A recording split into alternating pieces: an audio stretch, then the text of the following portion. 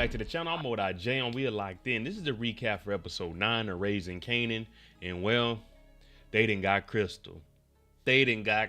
Famous is gone. You look left, you look right. Kanan is losing someone each and every episode. OC is gone. And right now it's just Kanan versus the world. Who can we trust? We don't know. Juke is in our corner, but how long can we trust Juke?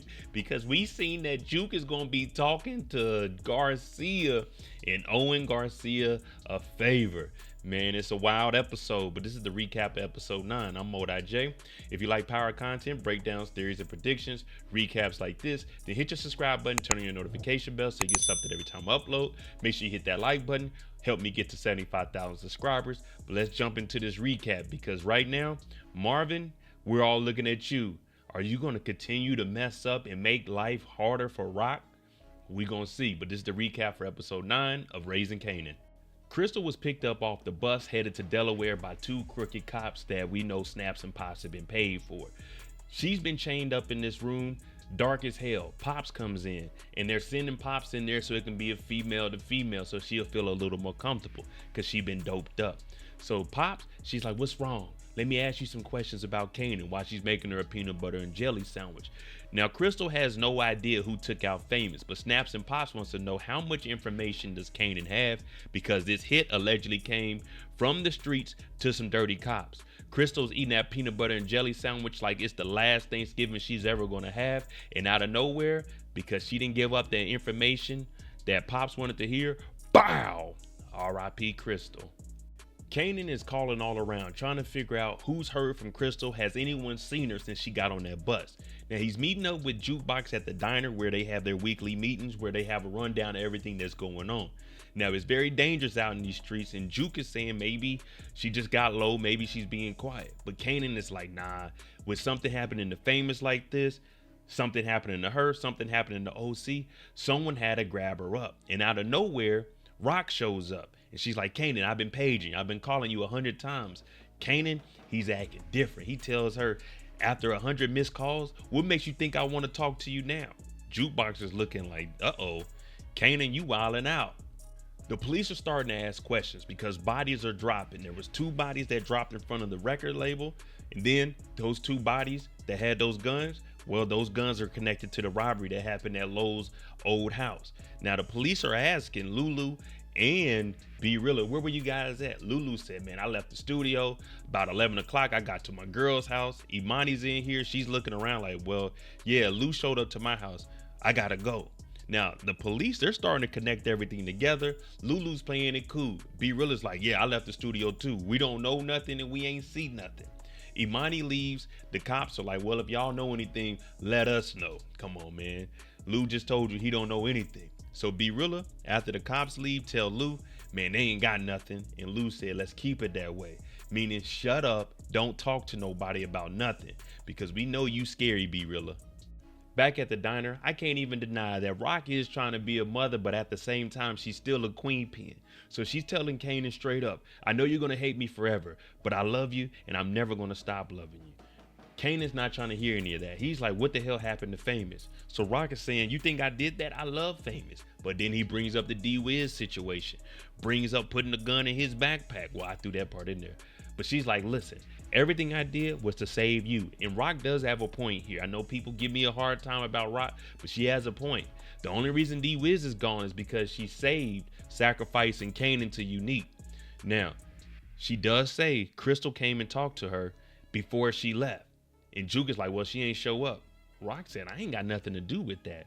Maybe she just left the city. She ain't the first B to leave New York City. And she does have a point. And Rock, we know she didn't do anything. Juke and Rock, we know that they have a close relationship. So after Kanan storms off, because he, like, my mom was talking to Crystal, she's like, damn, you just can't win with Kanan. And Jukebox is saying, Rock, you got to look at this like a mother. You can't be looking at it as a dope dealer or a queen pin. Instead of worrying about winning with Kanan, you need to be worried about losing them. Now, these two have a different type of relationship than Rock and anybody else. But Juke has a point. Kanan, he wants better for himself, but everything they're doing, he's saying they're getting drugged in because of you. And technically, he's not wrong because Rock is the one that introduced everyone into the game on this scale. Marvin's leaving, about to go do whatever he does throughout the day, probably pick up some food. Early Tyler pulls up on him like, Marvin, we know what you did. We ain't taking that laying down. My family's about to slide. Marvin's like, what are you talking about? He said, my cousin Londell. You took him out. Marvin said, what? What makes you think I did that? And you know what? Let's skip all the small talk. Let's say hypothetically I did do it early. What you gonna do about it? So Marvin takes his glasses off and he's looking at Early Tyler because we know Early Tyler ain't gonna do nothing. We knew Early Tyler was a liability. We knew Early Tyler was scary. But Marvin looked at him. He ain't respond. He was like, exactly, you ain't gonna do nothing. So Early Tyler walks off and Marvin goes on about his day. But we know that this is all bad. Kanan ain't stopping until he finds out what happened to his baby Crystal. This ain't like OC and this ain't like Famous. We really getting out in these streets and getting these answers to our questions. Well, he pulls up on Purcell, who is actually the stepfather to Crystal, the one who was allegedly touching her. So he's saying, hey, where's Crystal at? She was supposed to be going to Delaware to get up with her family members. Purcell's like, oh, you the boyfriend. Kanan, the dope slanger, the corner boy. Kanan ain't trying to hear none of that. Plus, he heard that you've been pushing up and creeping throughout the night. So Kanan, bow, hits him in the face one time. And then I'm talking about takes them classic New York Tims to the gut a couple times. And he kneels down and he tells Purcell, nod your head. If you hear anything about Crystal, you come and tell me about it. So Kanan is standing on business. And he ain't going to be touching nobody because one, Crystal is gone, R.I.P. But he don't want no more Tims to the gut. It's time to party, but this ain't the type of party I'm gonna be at. If you a he, this is the type of party you want to go to. We know how David is. He was just talking about his love life last week with Rock. He wants that work, but he also wants to figure out, can he make love work within his work schedule? Now, him and the guy that he's dancing with, party. He's like, I gotta go to the bathroom. He go in there, but he ain't using the bathroom. This is a different type of party. This is a cocaine party. You gotta go in the bathroom, freshen up. But we see Batman, or E-Tone, up in the rafters looking, and he follows David into the bathroom. And while David is freshening up his nose, powdering up his nose, we see E-Tone pull out the toolie, pink, one to the head. Now you know he did. He takes out David right in the middle of the bathroom. Mara and Jukebox link up, and we haven't seen her since she said it was a good feeling that Aaron was unalive. Now Juke did catch that body, but that's neither here or there. Right now, she's dating somebody else. Juke is like, okay, that's cool, that's nice. But Mara gives her some information. There was a police officer, Detective Garcia to be exact, and he came over and was asking questions about Aaron. But then he starts talking about Juke because Mara says that Juke was a witness to the violence that he was doing to her. So he was just telling Mara that Jukebox, her family, they're terrible people. You don't want to be around them. And he gives her a card. She hands the card to Jukebox. So we're all looking at it like, why would you mention Jukebox's name? Now, Juke was a witness, but now Garcia has more ammunition against Jukebox. We got the dope from Afghanistan. We got to start moving the dope from Afghanistan. Rock heads over to the warehouse because we got to start talking to David. David, the work is in. What's up with the trucks? We ready to go? But when she gets there, there's no words exchanged. Once she goes through the flaps, she looks around and everyone's quiet. No one's talking. No product is being moved. She goes in there and David's family is just in there crying. Well, we know that David got popped last night. It didn't take any words. Rock already knew that something was off and she had to leave.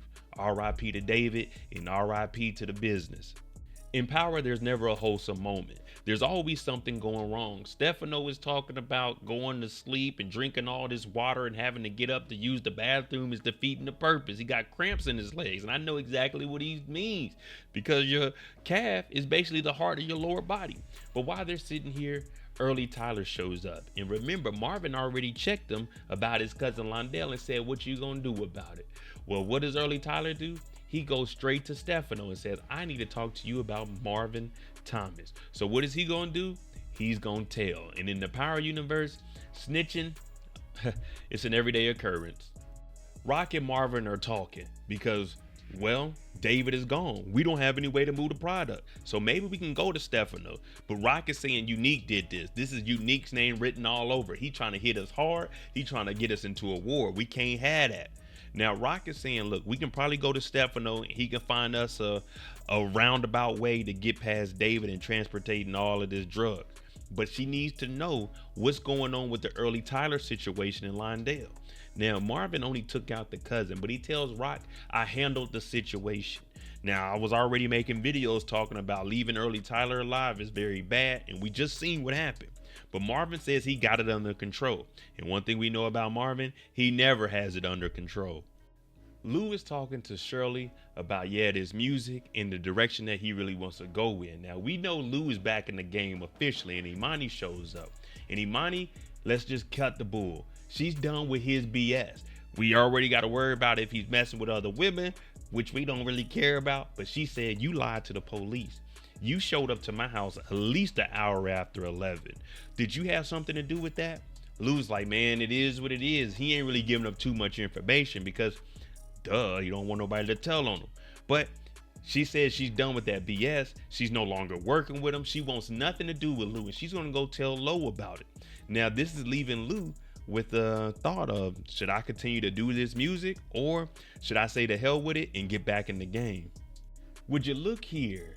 Jukebox is sitting outside chilling, and out of nowhere, Aisha pops up. Now, Aisha, we know that she kicked Jukebox out when Juke went AWOL from the army, but they always had a connection. Now, she went her own way, was doing her thing, and they're just catching up. She got a new boyfriend that she's kind of talking to. Juke was messing with some girls, but we know how that went. She was in and out of there. She got her action and continued on. But Aisha, she brings up a good point. Juke, you always said you were going to get away from your family. What's stopping you? You're here in New York. You're not really following through with school. So what's next? Well, we're going to have to find that out, because Juke is like, yeah, you're right, but I ain't trying to talk about that right now. It turns out E-Tone is part of Arc Bar's crew, but he's a real hitter. You know what I mean? Hitter by day, NFL star by night. But what are they feeding them New Jersey dudes? Y'all gave me a hard time last week, but I told you they stepping on New York. No disrespect to New York. But while they're back there, Kanan ends up showing up. Hey, yo, Unique, I need to holler at you. So everybody got their tools out. Unique's like, put the guns down. Kanan Stark, welcome. I've been waiting to holler at you. That's because Unique, just like Kanan, has one common enemy. And who is that? Raquel Thomas. Kanan and Unique go out back, and they had a conversation that needed to be had between two men.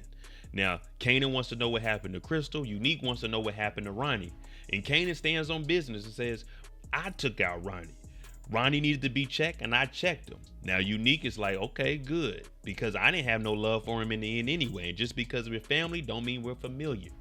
Now, Kanan wants to know where's Crystal at. And he's like, I ain't got no issues with you, Kanan. And, you know, Crystal might be gone, RIP, my apologies. You know what I mean? Kanan ain't trying to hear that. But what he does tell Kanan is, you got those couriers on the bikes. Me and you working together, we could be like Voltron. We could take this to another level. Let's work together. But Kanan is like, you just want to make my mom mad. Unique was like, yeah, that is an added benefit. But let me know, Kanan, because me and you together can't be stopped. Aisha and Jukebox, they've been catching up, and we find out that they both kind of jealous of where the other person is in life as far as their relationship goes. Now, you just had a good little catch-up session with the girl you used to mess with. You coming outside, you got some pastries to go, and out of nowhere, hating ass police, Detective Garcia is like, what's up, Juke? How you been, LaVerne? Let me holler at you. She tells Aisha to leave, and he's like, I think you're going to break that promise. You're not going to hit her up, are you, Juke? But I need you to do your civic duty. Now, he's been begging and applying pressure, and told Juke, I need information from you. You need to cooperate with me. And if not, I'm going to keep popping up when you least expect it. And when things are looking like it's died down, I'm going to be there, Juke. So Garcia, he's really putting this pressure on Juke. Rock and Marvin go and holler at Stefano because they need to know, how can we make this happen? David is gone. What do you have? Do you have any trucks or anything? Stefano's like, I never heard about David, but look, we'll figure something out. But then he looks at Marvin and says, hey, Marvin, you know a thing or two about doing stuff without orders. What do you think? You think that they're trying to play us? Marvin's like, he's called up because early Tyler has told Stefano. Now he's telling Rock, all right, we'll make that happen. But let me holler at you by yourself, Rock. And he tells Marvin to leave. Rock looks over at Marvin like, what the hell? This is exactly what she was talking about at the house. Did you handle that situation so if she talks to Stefano, she can be prepared? Lou has a meeting with Lo, and he wants to know, Lou, I don't know what's been going on here, but those bodies outside front, and they say they were connected to a robbery at my house. I can't be having all of this thug stuff up here, Lou. I'm looking out for you. Lou says, man, I'm gonna be honest with you. I'm a street nigga. I'm gonna do street nigga shit. I ain't got nothing to do with that. He said, well, why doesn't Imani want to work with you? Lou said, you gotta ask her. He said she don't want to work with you, but Berilla with Drawdown with the other guy. What's going on? Lou says, again, you gotta ask Imani. But I ain't got nothing to do with that robbery, Lo, so quit asking me that. And as Lou is walking out, you hear Lo say, the streets ain't gonna put money in your pocket, Lou. Lou looks at him. It depends on what streets. He does have a point. Rock is having that one-on-one with Stefano, and he's letting her know, Early Tyler came and told me everything that happened. So Rock is like, what the hell? But also, she's saying you can't believe anything that Early Tyler says because he's a dirtbag. We all knew that. But Stefano's like, nah. And the reason he said that is because Marvin has already done this before. One time, okay, maybe it's an accident. 2 times, coincidence. But we know that this is going to happen again because Marvin never has anything under control. Then he also flips it and says, well, guess what, Rock? Marvin came in here to talk to me, talking about taking your spot. Now, Rock isn't believing anything that Stefano is saying because you definitely got to lean on your family member side. But she tells Stefano, you got family, I got family, and I'm down for mine regardless to what's going on. Unique goes to talk to Phil Russo, and Phil Russo ain't hearing it. I know what you did. You took out the Asian guy. Now, I'm definitely not going to say what he's called him, but you guys understand if you've seen the episode. But Unique is like, nah, I ain't do nothing like that. It's just 2 guys, you know, handling it the way they do. And Phil's like, yeah, 2 gay guys just shooting each other in the bathroom, huh? That's what they do. Basically telling Unique, you need to quit all that hood ghetto BS because the mob moves a little bit differently. Now, Unique really don't give a damn because he's trying to gain his power back. But he's letting Phil Russo know, look, the streets are mine and I'm almost there because he almost got Kanan on his side. B-Rilla's hurting. The music is over with. Lou's back in the streets and he needs some money. We already know his baby mama got the apartment and he kicked him out the apartment. And he's telling Lou, all you doing is talking. And Lou was like, I got you out of jail. That's more than anyone's done for you. So B-Rilla's like, yeah, you're right. My bad, man. But this music stuff, if we ain't doing nothing, how we gonna make it happen? Well, Lou's back in the streets, so B-Rilla says, well, I'm willing to get gully, gutter, whatever you want to call it. But we know B-Rilla ain't really like that. He tells Lou, keep me in mind. Lou is like, all right, I got you. But be ready to stand on business. Kanan is upset. He don't know who to trust. He don't know where to go, where to turn, where to look. He's called all the hospitals asking for Crystal. No one's seen her. Nobody at all. So now he's talking to Juke. And Juke is like, Kanan, it's going to be all right. He said, Juke, ain't nothing ever all right with us. But we hear Juke say, hey, Kanan, I have someone I can talk to that could potentially help us with trying to find out who Crystal is. So Kanan says, all right, whoever that is, holla at them and let me know. Get at me, Juke. Let me know what the hell's going on. Marvin went to talk to Gerald's daughter, but she hasn't been to school in a while. Now, when he talks to the security guard, he's asking him and he gives him some money to go find out where she's actually living at. Now, Marvin gets the address, and when he gets over there, you can tell these are 2 trailer trash with all due disrespect. Marvin's like, hey, where's she at? They're like, who are you talking about? She don't know you. And then in the background, we hear her say, Uncle Marvin. Marvin kicking the door, and he finds out that they got the little girl locked up and an infant. So he breaks through the door. They try to attack Marvin. And what does he do? Bow, bow, lays them both down. I'm talking about Marvin is dropping bodies left and right.